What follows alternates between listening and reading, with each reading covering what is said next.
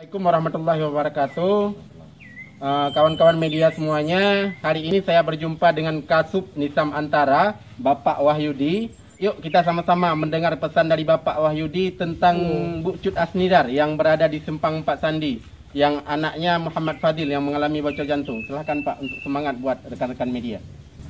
Baik, terima kasih. Assalamualaikum warahmatullahi wabarakatuh. Waalaikumsalam warahmatullahi wabarakatuh. Nah, baik, saya di sini selaku Kasub Sektor Nisam Antara ingin menyampaikan pesan terhadap anak atas nama Fadil, anak dari Ibu Cut Asnidar yang mengalami bocor jantung.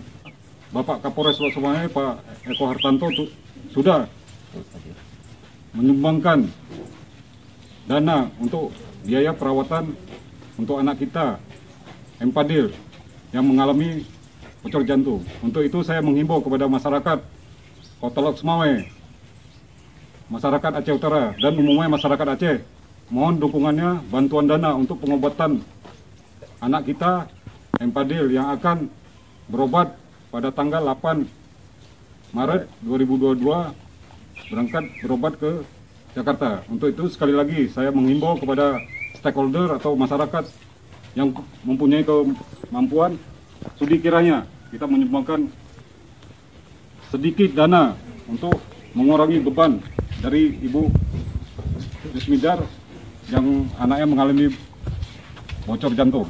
Demikian pesan saya dari Nisam Antara. Terima kasih.